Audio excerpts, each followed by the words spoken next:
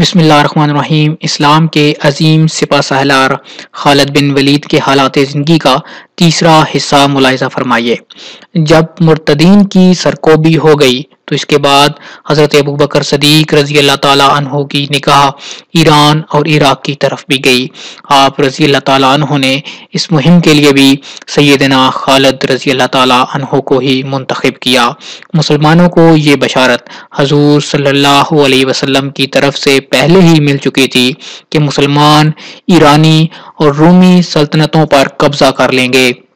آپ کو سراقہ رضی اللہ تعالیٰ عنہ والی حدیث یاد ہوگی کہ جب حضور کریم صلی اللہ علیہ وسلم حضرت ابوبکر صدیق کے ہمراہ مکے سے ہجرت کر کے مدینے کی جانب روانہ ہوئے تو سراقہ نے گھوڑے پر ان کا تعاقب کیا تھا۔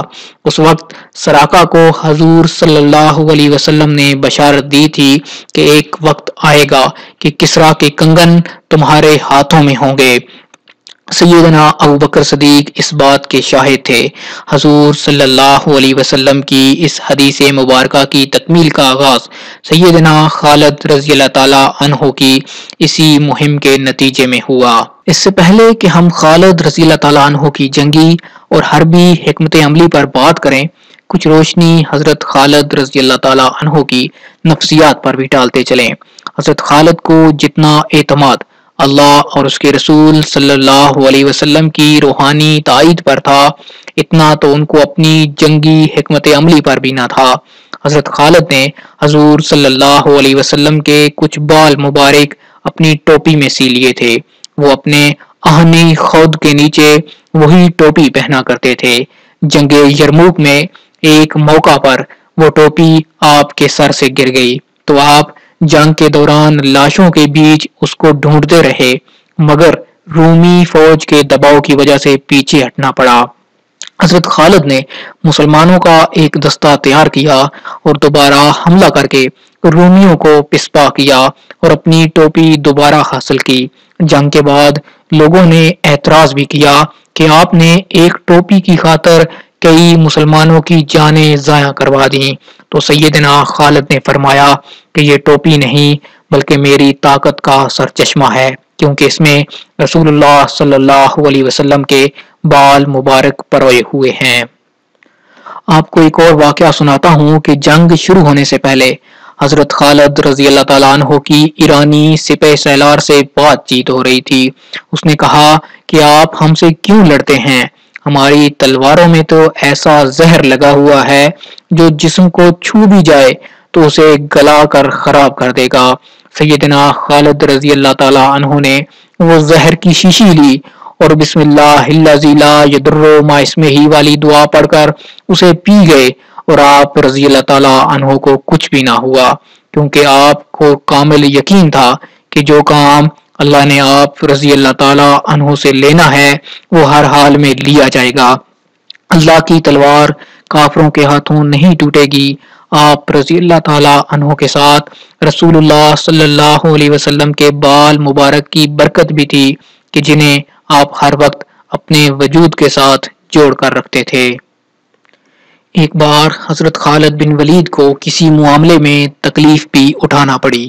آپ رضی اللہ تعالیٰ نے اس کی دلیل بھی یہی دی کہ آج یہ تکلیف مجھے اس لیے ہوئی کہ رسول اللہ صلی اللہ علیہ وسلم کے بال مبارک میرے سر پر نہیں ہیں۔ یہ بات بالکل واضح ہے، جو جنگی حکمت عملی اور منصوبہ بندی سیدنا خالد کرتے تھے، اس میں پختگی اس یقین اور اعتماد کی وجہ سے ہی تھی جو روحانی طور پر ان کو دیا گیا تھا۔ اس نقطے کو سمجھنا بہت اہم ہے۔ مادی دنیا سے متعلق حکمت عملی بنانے میں جب روحانی عوامل شامل ہو جاتے ہیں تو غیر معمولی قوتیں جنم لیتی ہیں جو انسان کی عقل کو دنگ کر دیتی ہیں، اور ایسے کارنامے سر انجام دیے جاتے ہیں جو انسانی طاقت سے باہر ہوتے ہیں۔ اسلامی تاریخ ایسے سینکڑوں واقعات سے بھری پڑی ہے۔ سیدنا خالد بن ولید جو جنگی حکمت عملی استعمال کرتے تھے وہ بہت جارحانہ ہوتی تھی۔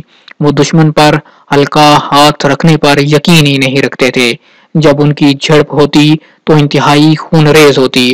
وہ اس بات پر یقین رکھتے تھے کہ یا تو بات چیت کے ذریعے معاملات طے کر لیے جائیں اور اگر تلوار نکالنا ہی پڑ جائے تو پھر زمین دشمن کے خون سے اچھی طرح سرخ ہونی چاہیے۔ ایک دفعہ جب جنگ میں دشمن نے دھوکے سے کچھ مسلمانوں کو ایک جگہ شہید کر دیا تو اس موقع پر حضرت خالد نے اللہ سے وعدہ کیا کہ جتنے بھی دشمن پکڑے جائیں گے ان کو اسی جگہ لا کر قتل کیا جائے گا۔ چنانچہ بعد میں دشمن کو دور دور سے گرفتار کر کے واپس اسی مقام پر لا کر قتل کیا گیا، کیونکہ آپ رضی اللہ تعالیٰ عنہ نے اللہ سے وعدہ کیا تھا کہ دریا کو ان کے خون سے سرخ کر دوں گا۔ اس جنگ میں سیدنا خالد کی قیادت میں مسلمانوں نے 70,000 دشمنوں کو جہنم واصل کیا۔ جنگ سلاسل بھی بہت مشہور مہم ہے جس میں ایرانیوں نے اپنے آپ کو زنجیروں سے باندھ لیا تھا تاکہ مسلمان فوج کو چاروں طرف سے گھیرے میں لے لیا جائے اور انہیں بھاگنے کا موقع نہ دیا جائے۔ لیکن بڑی بڑی سلطنتوں کی فوجوں میں سب سے بڑی خامی یہ تھی کہ ان کی نقل و حرکت بھی سست ہوتی۔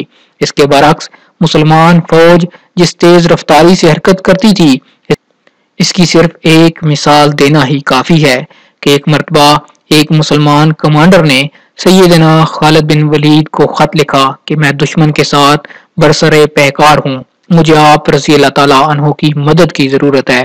آپ رضی اللہ تعالیٰ عنہ نے اسی قاصد کو خط دے کر بھیجا کہ جاؤ اس سے کہو کہ میں تمہاری مدد کے لیے پہنچ رہا ہوں۔ وہ قاصد واپس پہنچا اور خط کھول کر پڑھا۔ جب سر اٹھایا تو افق پر خالد بن ولید کی فوج نظر آ رہی تھی، یعنی قاصد کے گھوڑے کی گرد بھی نہیں بیٹھی تھی کہ آپ رضی اللہ تعالیٰ عنہ مدد کے لیے پہنچ چکے تھے۔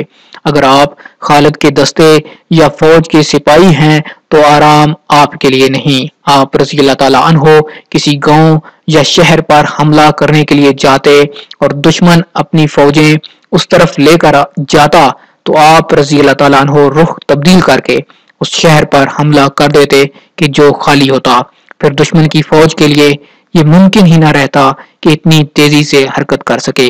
آج کل بھی فوج کی تیز نقل و حرکت جنگ میں بہت فیصلہ کن کردار ادا کرتی ہے۔ حضرت خالد بن ولید جب بھی جنگ میں جاتے تو دشمن کو بالکل کچل کر رکھ دیتے، کسی دشمن کو اس قابل ہی نہ چھوڑتے کہ وہ دوسری فوج کے ساتھ مل کر دوبارہ ان کے خلاف کوئی مزاحمت کر سکے۔ جاسوسی کا نظام ایسا تھا کہ پورے عراق میں دشمن کی کوئی بھی حرکت ہوتی تو سیدنا خالد رضی اللہ تعالیٰ عنہ کو اس کی اطلاع پیش کی پہنچ جاتی۔ رسد کا نظام ایسا تھا کہ پورے ملک میں جہاں بھی مسلمان فوج حرکت کرتی وہاں رسد کی کوئی کمی نہ رہتی۔ حضرت خالد کی طرف سے ہمیشہ ایسی جنگی حکمت عملی استعمال کی جاتی جس سے ایرانی ناواقف ہوتے۔ ایرانی صف در صف براہ راست فوجوں کے تصادم کے عادی تھے، جبکہ سیدنا خالد چھاپا مار کارروائیوں یعنی گوریلا وارفیئر، پہاڑوں کے پیچھے سے کمی گاہ میں چھپ کر دشمن کو حیران کر کے اور اسے تھکا کر اس کے ساتھ تصادم کرتے۔ جہاں تک ظاہری جنگی حکمت عملی کا تعلق ہے تو وہ اتنی غیر معمولی تھی کہ سلطنت فارس نے اپنے اعلیٰ ترین جرنیل آپ کے مقابلے کے لیے بھیجے، لیکن صرف چند ماہ کے عرصے میں ہی سیدنا خالد رضی اللہ تعالیٰ عنہ نے پورا عراق فتح کر لیا۔ سیدنا خالد بن ولید کی طبیعت ایک خاص بات یہ تھی کہ آپ رضی اللہ تعالیٰ عنہ جان بوجھ کر خطرے مول لیتے تھے۔ دشمن سوچ بھی نہیں سکتا تھا کہ کوئی سپہ سالار اس قسم کے خطرات مول لے سکتا ہے۔ آپ رضی اللہ تعالیٰ عنہ اپنی جان پر کھیل کر ایسے ایسے کارنامے سر انجام دیتے تھے کہ دشمن ہکا بکا رہ جاتا تھا۔ آپ رضی اللہ تعالیٰ عنہ کی بے جگری اور بے خوفی مثال بن گئی تھی۔ لوگ خالد بن ولید کی مثالیں دیا کرتے تھے کہ اگر دلیری کی آخری حد دیکھنی ہے تو سیف اللہ یعنی حضرت خالد بن ولید کو دیکھو۔ جی تو دوستو، یہ تھے عظیم سپہ سالار حضرت خالد بن ولید کے حالات زندگی کا تیسرا حصہ۔ چوتھے حصے کے لیے ہماری اگلی ویڈیو ملاحظہ فرمائیے۔ دوستو، آپ سے ریکویسٹ کروں گا کہ آپ اس ویڈیو کو خود بھی دیکھا کیجئے، اپنے بچوں، اپنے دوستوں، اپنے ساتھیوں کے ساتھ بھی اس کو شیئر کیجئے تاکہ بہت سے لوگ جو اسلام کی تاریخ سے ناواقف ہیں وہ جان سکیں کہ ہمارے عظیم سپہ سالار، ہمارے عظیم مسلمان کیسے تھے اور ان کے حالات زندگی کیا تھے۔